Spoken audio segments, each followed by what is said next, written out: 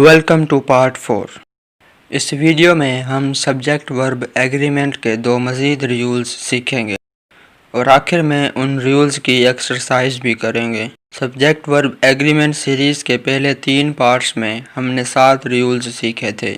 अब rule number 8 की तरफ चलते हैं। जब जुमले की शुरुआत देयर या हेयर से की जाए तो सब्जेक्ट हमेशा वर्ब के बाद में आता है और सिंगुलर सब्जेक्ट या अनकाउंटेबल सब्जेक्ट के साथ सिंगुलर वर्ब, जबकि प्लूरल सब्जेक्ट के साथ प्लूरल वर्ब इस्तेमाल होता है। अब कुछ एग्जांपल्स देख लेते हैं। जैसा कि आप देख सकते हैं कि हर जुमले की शुरुआत देयर या हेयर से की गई है और हर जुमले में सब्जेक्ट वर्ब के बाद आया है। अब हर जुमले को अलग अलग करके देखते हैं। There is the bus.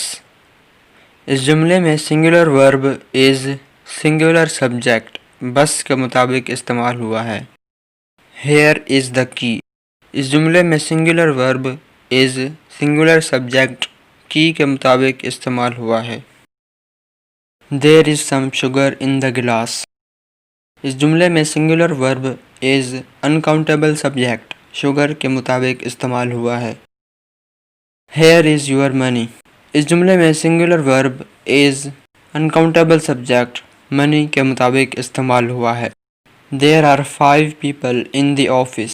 इस जुमले में plural verb are plural subject people के मुताबिक इस्तेमाल हुआ है। Here were several boxes of various sizes. इस जुमले में plural verb were plural subject boxes के मुताबिक इस्तेमाल हुआ है। रूल नंबर 9 कहता है कि अगर सब्जेक्ट और वर्ब के दरमियान फ्रेजेस या क्लाजेस आ जाएं तो सब्जेक्ट वर्ब एग्रीमेंट में कोई तब्दीली नहीं होगी। जो फ्रेज या क्लाज सब्जेक्ट और वर्ब के दरमियान आएगा हम उसे कंसीडर किए बगैर वर्ब की करेक्ट फॉर्म इस्तेमाल करेंगे। अब एग्जांपल्स देख लेते हैं। The colours of the rainbow are beautiful. इस जुमले में प्लूरल वर्ब और प्लूरल सब्जेक्ट कलर्स के मुताबिक इस्तेमाल हुआ है क्योंकि of the rainbow prepositional phrase है। प्रीपोजिशनल फ्रेज क्या होता है? प्रीपोजिशनल फ्रेज ऐसा फ्रेज होता है जिसकी शुरुआत में प्रीपोजिशन और आखिर में नाउन या प्रोनाउन ऑब्जेक्ट होता है। अब कुछ ऐसे प्रीपोजिशंस देख लें जो ज़्यादातर इस्तेमाल होते हैं।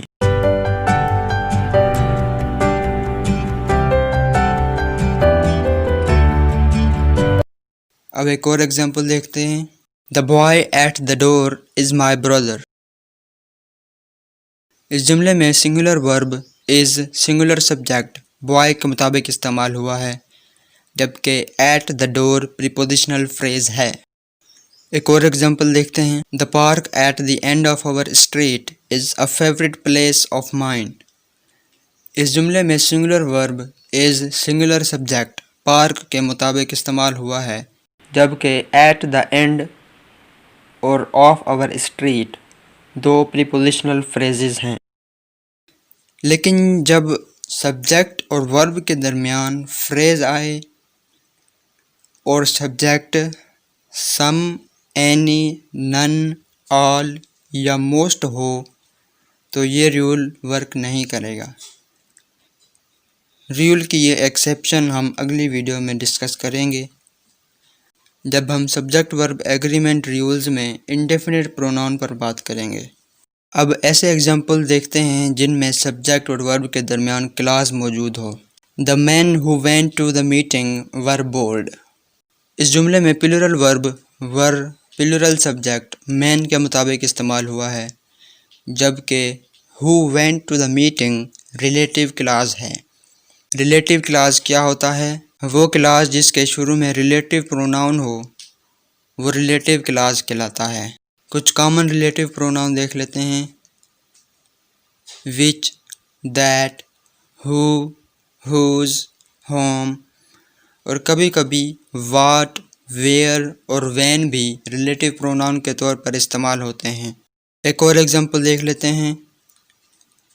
The only books that I actually enjoyed when I was kid were fairy tales. इस जुमले में plural verb were plural subject books के मुताबिक इस्तेमाल हुआ है,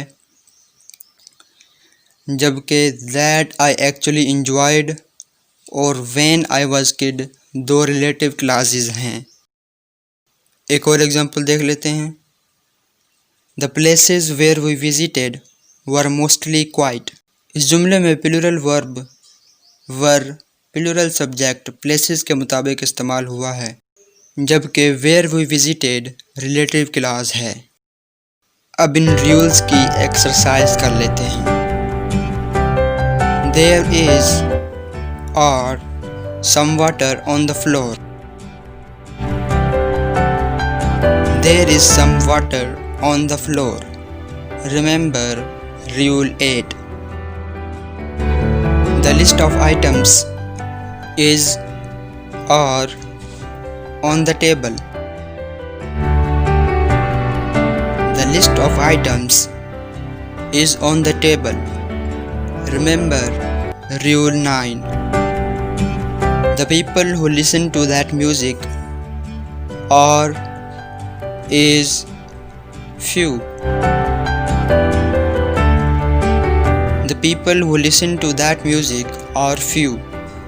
Remember Rule 9.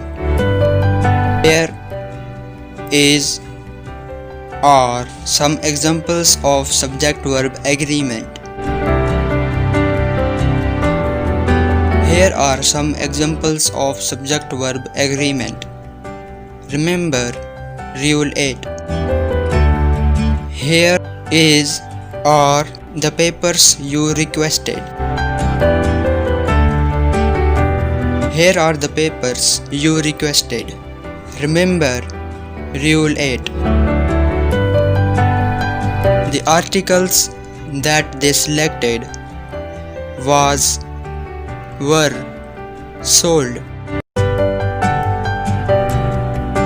The articles that they selected were sold. Remember Rule 9. The result of all tests is or not satisfactory. The result of all tests is not satisfactory. Remember Rule 9. आपने exercise में से कितने सवाल दुरुस्त किए comment section में ज़रूर बताइएगा। अगर ये वीडियो आपके लिए हेल्पफुल साबित हुई तो वीडियो को लाइक करें। मज़ीद इस तरह की वीडियोस के लिए चैनल को सब्सक्राइब करके बेल आइकन पर क्लिक करें।